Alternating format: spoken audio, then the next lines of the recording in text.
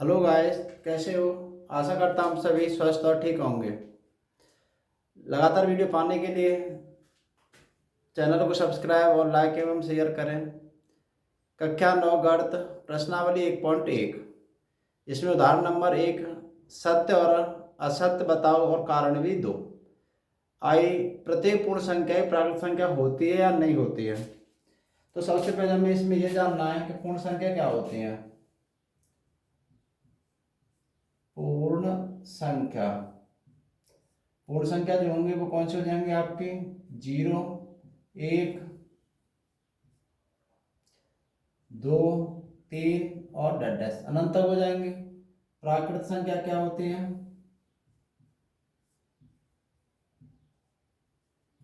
प्राकृत संख्या में आपको 0 को छोड़ देना होता है, यानी 1, 2, 3 और डैश। अब ये बताना है प्रत्येक पूर्ण संख्या प्राकृत संख्या मिल जाएगी। तो ये तो भाई नहीं मिलेगी क्योंकि इसमें 0 नहीं है। तो यहां लिखा जाएगा असत्य। असत्य में क्या लिखेंगे, क्योंकि प्राकृत संख्या में 0 नहीं आती। क्योंकि प्राकृतिक संख्या में शून्य नहीं आती, इसलिए कैसा हो जाएगा, ये असत्य हो जाएगा। पहले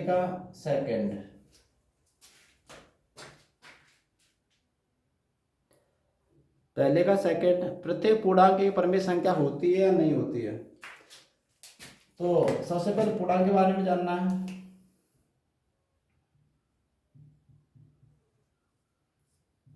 पूर्णांक जो होते हैं हमारे 0, 1, 2, 3 और लेफ्ट साइड -1, -2, -3 ये हो जाएंगे। डैश आगे इनको बढ़ाया जा सकता है, इनको भी बढ़ाया जा सकता है। परमेय संख्या क्या होती है। परमेय संख्या परमेय संख्या जो होंगे वो आपकी हो जाएंगे, यानी 1 हो सकता है, 1/2 हो सकता है, -3 हो सकता है, -3/4 हो सकता है, यानी ये हो जाएंगे। अब प्रत्येक पूर्णांक परमेय संख्या में मिल जाएगा, नहीं मिलेगा। तो कथन कथन कैसा हो जाएगा, कथन हो जाएगा आपका सत्य हो जाएगा। ये कथन हो जाएगा आपका सत्य। लेकिन कारण क्या है, कारण आपका है प्रत्येक पूर्णांक परमेय संख्या में मिल जाएगा। प्रत्येक पूर्णांक परमेय संख्या में मिल जाएगा। देखो 1 इसमें मिल जाएगा, 1 भी है, 2 भी है, -3 भी है, -3/4, यानी कि दोनों में पूर्णांक आ रहा है, यानी कि प्रत्येक पूर्णांक हमारा जो परमेय संख्या होती है वो पूर्णांक से ही तो मिलकर बनती है। तो कथन कैसा हो जाएगा आपका सत्य। पहले का थर्ड, प्रत्येक परमेय संख्या एक पूर्णांक होती है। तो परमेय संख्या तो 1/2 है, 1/3 है, ये पूर्णांक में नहीं मिल सकते। तो ये कथन कैसा हो जाएगा आपका असत्य हो जाएगा। असत्य हो जाएगा तो कारण क्या है आपका, कारण प्रत्येक परमेय संख्या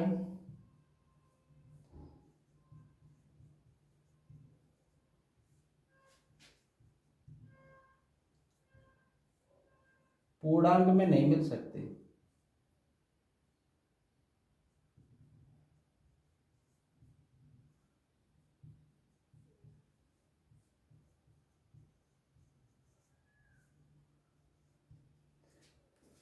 प्रत्येक परमेय संख्या पूर्णांक में नहीं मिल सकती।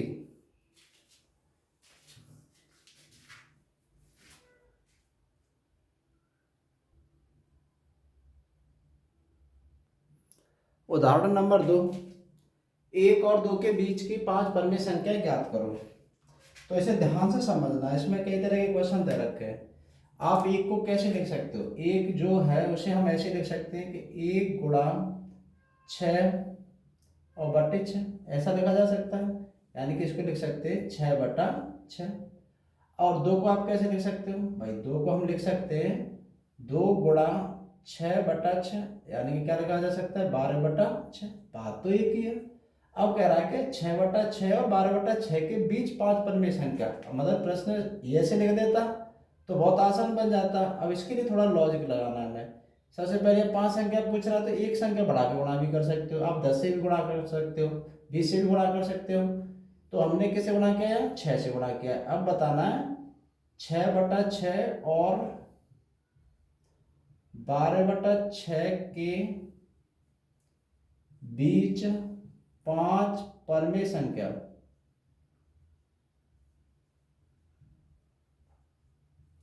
तो वो हो जाएंगी आपकी 7/6, 8/6, 9/6, 10/6, 11/6, यानी ये आपका आंसर हो जाएगा। अब इसके टिप्पणी लिख लो, इसके आपके अलग अलग आंसर भी मिल सकते हैं। इस प्रकार के प्रश्नों के अलग अलग उत्तर भी मिल सकते हैं। मतलब इससे आपने नहीं डरना कि हमारा उत्तर नहीं मिला, यानी इसका तरीका समझ जाइए। क्वेश्चन नंबर 1, क्या 0 एक परमेय संख्या होती है? क्या इसे आप p/q के रूप में लिख सकते हैं जहां p और q पूर्णांक है, q बराबर 0 नहीं है? तो हल,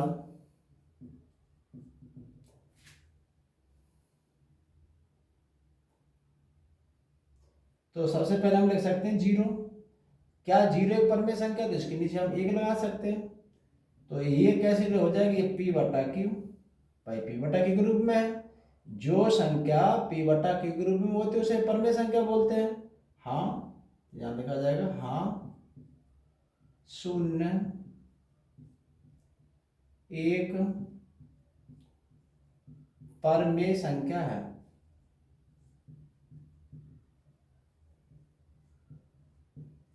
अब आगे क्या इसे p/q के रूप में कहा जा सकता है? हाँ इसे p/q के रूप में लिखा जा सकता है। और q 0 नहीं है, इसमें q का मान 0 नहीं है।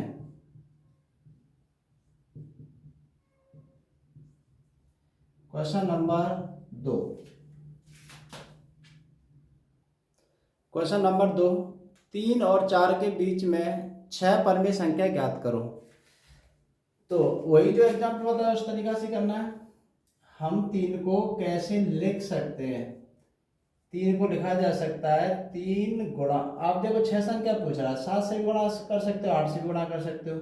जितना हो सके ज़्यादा बड़ी संख्या से गुणा करो, जिससे कि 2 बार आपको गुणा करना ना पड़े। तो मैं यहाँ कितने से कर दे रहा हूँ, 8, 8/8। भाई तीनों को हम ऐसे लिख सकते हैं, तो बात तो एक ही है ना। तो ये हो जाएगा 8×3 = 24/8 हो जाएगा। 4 को कैसे लिखा जा सकता है भाई, 4 को लिख सकते हैं 4×8/8 लिखा जा सकता है। तो ये हो जाएगा 8×4 = 32/8। भाई 4 को आप ऐसे लिख सकते हो और 3 को आप ऐसे लिखा जा सकता है।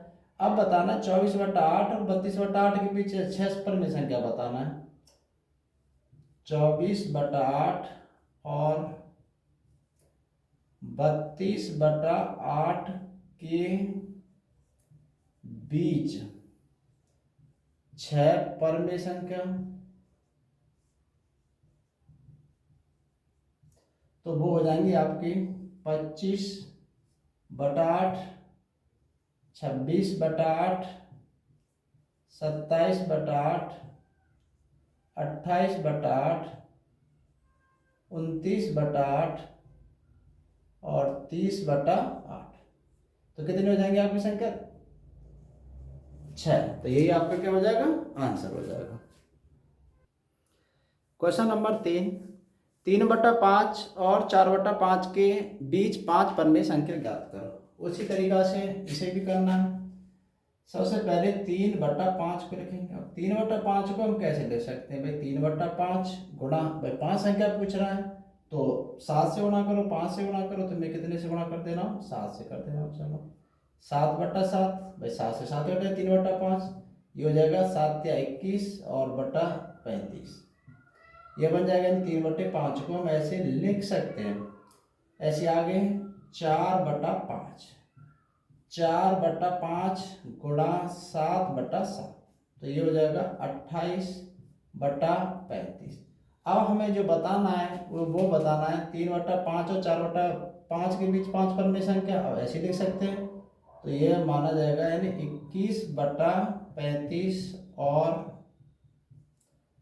28/35 के बीच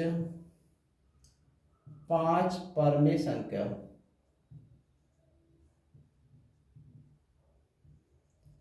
तो वो कौन कौन सी हो जाएंगे? वो हो जाएंगे आपकी 22/35, 23/35, 24/35 और 25/35, 26/35, यानी ये आपकी बन जाएंगी। होने को तो और भी आ सकती है, पर पूछ तो कितना रहा था? 5, तो ये माना जाएगा। क्वेश्चन नंबर चौथे का फर्स्ट, सत्य और असत्य बताओ, कारण के साथ उत्तर भी दो। प्रत्येक परमेय संख्या एक पूर्ण संख्या होती है। तो पहले तो प्राकृतिक संख्या के बारे में लिखना। प्राकृतिक संख्या क्या होती है आप जानते हैं, ये तो एग्जाम्पल में बताया था। यानी कि 1, 2, 3, 4, यानी ये हमारी कैसी संख्या हो जाएंगी? प्राकृतिक। पूर्ण संख्या क्या होती है? पूर्ण संख्या आपकी इसमें 0 को और ऐड कर दिया जाए, 0, 1, 2, 3, 4 और डैश डैश अनंत। तो कहने का मतलब है कि देखो, पूछ रहा है कि सभी प्राकृतिक संख्या क्या पूर्ण संख्या मिल सकती है? हाँ, सभी प्राकृतिक संख्या, यानी बात तो होगी आपकी सत्य, सत्य हो गई। लेकिन बताना क्या है हमें? कारण भी देना है इसका। तो कारण क्या हो जाएगा? कारण जो होगा वो क्या हो जाएगा? प्रत्येक प्राकृतिक संख्या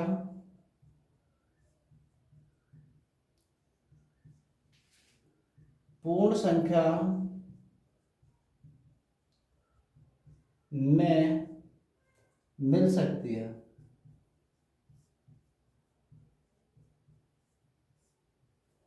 जो मिल जाएगी वो क्या हो जाएगी? हमारी बात सत्य हो जाएगा। यानी कि कथन, प्रत्येक पूर्णांक एक पूर्ण संख्या होती है। तो पूर्णांक क्या होते हैं उसके बारे में समझो। पूर्णांक जो होते हैं आपके 0, 1, 2, 3, -1, -2 यानी -3, इस तरह से ये अनंत की ओर चला जाएगा। ये भी कैसा चला जाएगा? अनंत। और पूर्ण संख्या क्या होती है? पूर्ण संख्या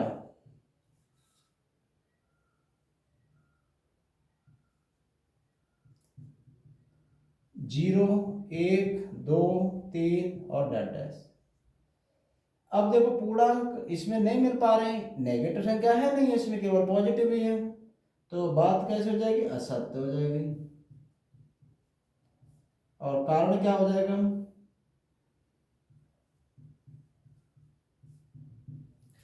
कारण कारण हो जाएगा पूर्ण संख्या में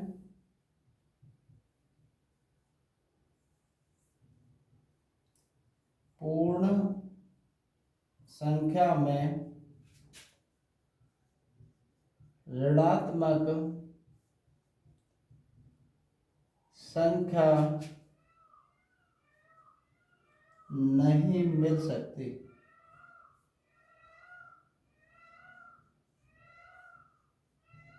तो इसलिए ये क्या हो जाएगा? कथन असत्य। क्वेश्चन नंबर 4 का थर्ड, प्रत्येक परमेय संख्या एक पूर्ण संख्या होती है। तो परमेय संख्या देखो क्या होगी,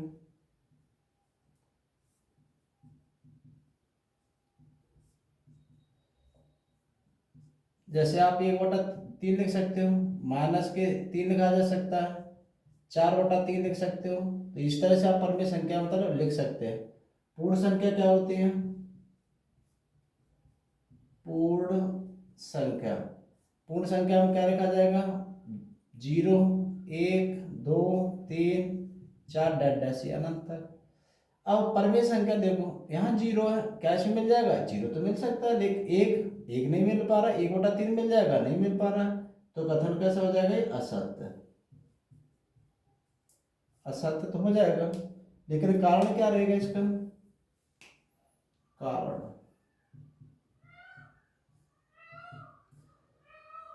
प्रत्येक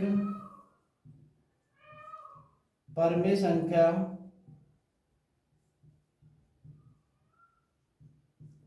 में, प्रत्येक परमेय संख्या, प्रत्येक परमेय संख्या पूर्णांक में नहीं मिल सकती, पूर्ण संख्या में नहीं मिल सकती।